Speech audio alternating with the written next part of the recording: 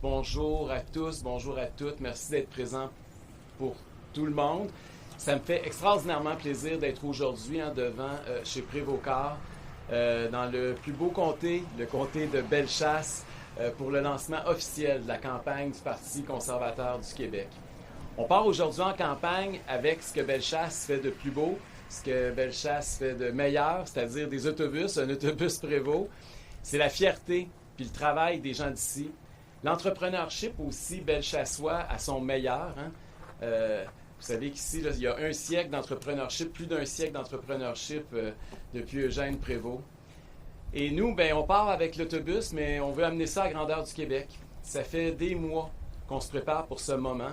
Des fois, j'ai l'impression que je me prépare, moi, depuis toute ma vie, pour le moment qu'on vit à l'heure actuelle. C'est un moment important. C'est un moment solennel pour la démocratie québécoise, l'élection qui s'enclenche. On a enfin l'opportunité, si les électeurs évidemment nous font confiance, de faire entendre la voix, les idées du Parti conservateur du Québec à l'intérieur même des murs de la Maison du Peuple à l'Assemblée nationale.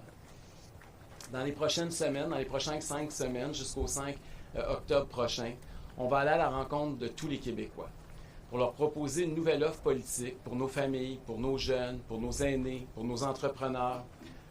Puis on l'a démontré en pré-campagne électorale, je pense que tout le monde l'a vu, là, le Parti conservateur du Québec, c'est un parti sérieux, c'est un parti de solutions, c'est un parti qui propose des politiques publiques réfléchies. On a développé, une plateforme électorale avec 4 grandes priorités. On vous l'a présenté il y a quelques jours. On a présenté un peu plus tôt cette année aussi un livre de 200 pages, Destination Autonomie, sur comment accroître le pouvoir québécois à l'intérieur de la Confédération canadienne. 3, on a présenté cette semaine, Adrien Pouliot et moi, un manifeste économique qui détaille en 80 pages la vision économique du Parti conservateur. Puis on a présenté un peu plus tôt, avec Doum Dumas qui est derrière moi, le livre noir qui étale 40 ans de gestion désastreuse de l'économie du Québec par les vieux partis. On dévoilera tout au long de la campagne, évidemment, des politiques solides et réfléchies sur beaucoup d'autres secteurs de l'activité économique québécoise. On veut être la vraie alternative aux vieux partis au Québec. Pour tous les Québécois qui sont tannés de tourner en rond, élection après élection, qui veulent enfin sortir du statu quo, du vieux modèle bureaucratique, pour remettre enfin le Québec en mouvement, comme dirait mon ami Marcel Bouchard, qui est aussi derrière moi. L'élection qui s'amorce, c'est pas compliqué, hein? C'est un choix entre la peur et l'espoir. D'un côté, vous avez le Parti québécois qui a peur de Donald Trump. Vous avez la CAQ qui essaie de nous faire peur avec des tarifs. Pardon, je m'excuse au micro que je viens d'envoyer par terre. Vous avez la peur aussi du Parti libéral avec les référendums. Et face à ces peurs-là, face à la peur des autres partis, ben nous, on offre l'espoir. L'espoir que ça change au Québec. C'est pas des solutions là, à la petite semaine, ni des ajustements à la marge qu'on propose, comme les autres. C'est un modèle différent.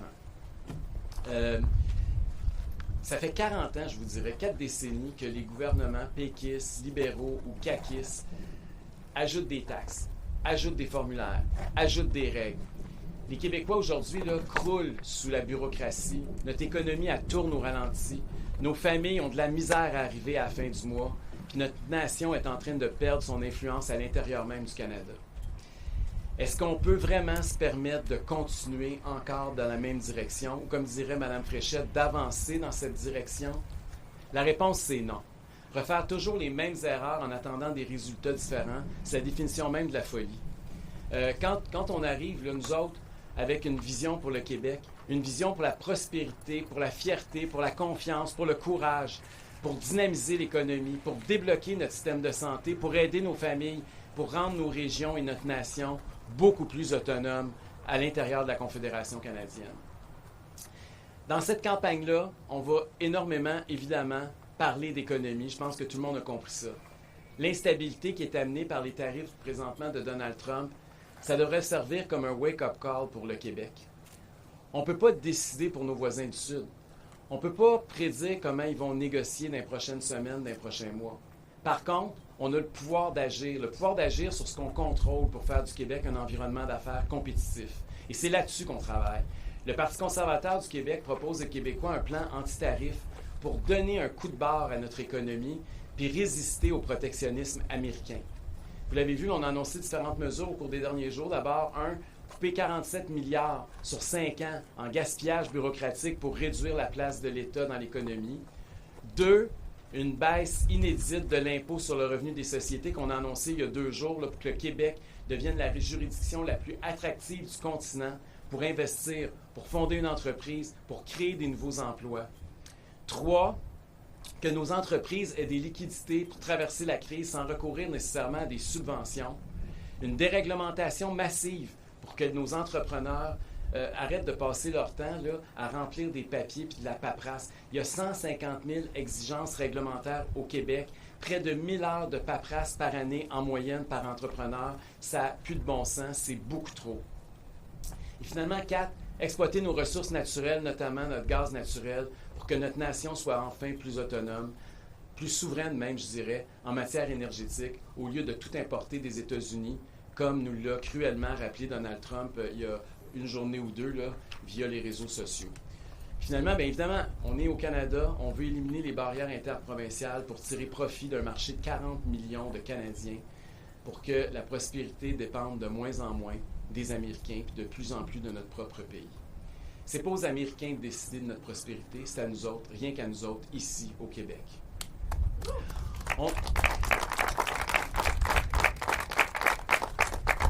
On va aussi parler de santé. Karim El Ayoumi, derrière moi, va être heureux là, parce que c'est au sommet des priorités des Québécois, puis les Québécois ont raison de se soucier du système de santé. La moitié de nos impôts, ou presque, va dans le trou noir du réseau de la santé à l'heure actuelle, puis on ne réussit toujours pas à avoir un accès raisonnable à des soins. Grâce au gouvernement de la CAQ, si on peut dire grâce, là, on a vu que jeter toujours plus d'argent par les fenêtres pour régler un problème, ça ne règle pas nécessairement le problème, c'est loin d'être une solution. François Legault et Christine Fréchette, ils ont augmenté le budget de santé de 60% pendant qu'ils ont été au pouvoir. Et regardez quel a été le résultat aujourd'hui. Aujourd'hui, on a appris la semaine dernière qu'on attend 40 minutes de plus à l'urgence. En moyenne, c'est 5 heures. On attend 40 minutes de plus là, que quand ils sont arrivés. Là. Donc, ils ont été élus en nous disant qu'ils allaient éliminer l'attente. Aujourd'hui, on n'attend plus 4 heures, 20 minutes, on attend 5 heures à l'urgence en moyenne. Ça n'a aucun sens. Les Québécois là, qui payent énormément d'impôts, les citoyens les plus taxés du continent, ils méritent beaucoup mieux qu'un système comme celui-là. Avec notre porte-parole en santé, le Dr Karim El Ayoumi, on propose d'additionner la contribution du privé pour soigner plus vite, moins cher. On veut un système universel où tout passe par la carte Soleil. Évidemment, on veut continuer à utiliser notre carte d'assurance maladie, mais il n'est pas question de reculer là-dessus. Mais on ne veut pas que cette carte Soleil-là, elle nous donne accès seulement à des listes d'attente à pu finir. C'est ça qui est la différence. Quand le privé réussit à faire mieux et moins cher que le public, bien, voulez-vous bien me dire pourquoi qu'on s'en priverait? Pourquoi qu'on ferait attendre la chirurgie de la cataracte à grand-papa pendant 5 ans au lieu de 6 mois et que l'État paye 1600$ au lieu de 600$ s'il y a ça au privé? Parce que c'est ça qui arrive, hein? C'est pas plus loin qu'ici à Lévis avec la ZIC-MD. 1600$ au public, 600$ au privé. Les listes d'attente, grâce au privé, sont passées de 5 ans à 6 mois. Il n'y a aucune raison d'accepter les attentes du monopole public. Ça n'a plus aucun sens, sinon par pure idéologie. On doit ça à nos aînés, on doit ça à nos malades de réformer ce système-là qui lui-même est malade. La majorité des Québécois les pensent comme nous sur ces enjeux-là. Ça va être à nos adversaires au cours des 39 prochains jours de justifier pourquoi les 4 continuent à protéger un monopole public plutôt que de défendre les patients et les malades au Québec. Et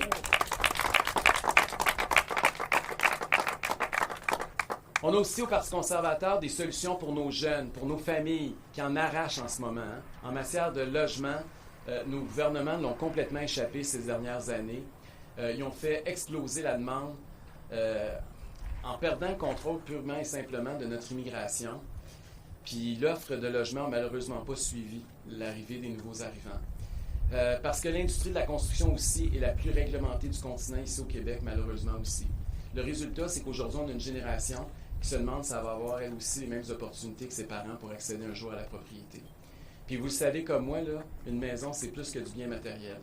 C'est un endroit où on se sent bien, où on peut et veut élever une famille. Puis justement, le Québec est dans un creux de naissance, 1,35 par famille, même si les jeunes en veulent autant qu'avant. On ne doit pas accepter qu'une génération soit forcée de renoncer au plus beau des projets, soit celui de fonder sa famille. Le Québec, c'est une histoire de famille. On doit de toute urgence retrouver une culture pro-famille au Québec, parce que dans nos vies, il n'y a rien de plus important que nos familles. Ça veut dire d'abord la plus grosse baisse d'impôts de l'histoire qu'on va annoncer dans les prochaines heures pour les familles de la classe moyenne québécoise. Ça veut aussi dire une déréglementation massive de la construction résidentielle pour enfin recommencer à bâtir au Québec. Et parmi les laissés pour compte du modèle bureaucratique, là, il n'y a malheureusement pas juste les familles, il y a aussi nos régions. Quand tout est décidé à Québec ou à Montréal, ben c'est les régions souvent malheureusement qui perdent au change. Pourtant, ça ne prend pas tête à Papineau là, pour savoir que ce qui fonctionne bien à Longueuil va peut-être pas être bon pour ici, à Sainte-Claire ou à Val-d'Or. C'est pour ça qu'un gouvernement conservateur va réellement traiter les régions et les municipalités du Québec comme des gouvernements de proximité. On va faire ça avec Maïté Blanchette-Vizina qui est aussi derrière moi. On a même commencé à présenter des projets de loi à ce niveau-là. En protégeant et en partageant surtout les pouvoirs sur des questions qui touchent les régions, comme notamment le développement économique, le logement, l'immigration, les ressources naturelles, mais aussi avec les revenus pour que les régions puissent exercer ces fonctions-là. C'est le temps de donner à nos régions les pleins leviers de leur développement pour qu'elles puissent enfin développer selon leurs besoins propres. On veut des régions autonomes, puis on veut aussi un Québec plus autonome que jamais à l'intérieur de la Confédération canadienne. Sous la CAQ, le Québec, c'est pas compliqué, là, il a arrêté d'être le leader autonomiste au pays, c'est maintenant rendu l'Alberta, le leader de l'autonomie au Québec, au Canada.